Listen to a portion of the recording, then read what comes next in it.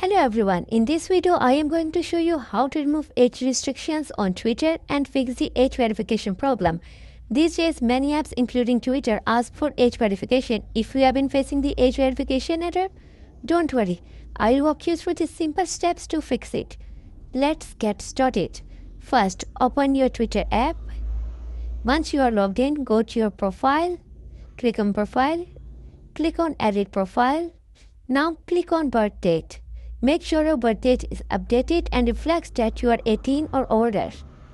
Click continue, set your birthday, hit continue, click save. After updating your birthday, go back to your profile, scroll down, click on settings and privacy. Now click on your account. Select account information. From here, you'll need to log out.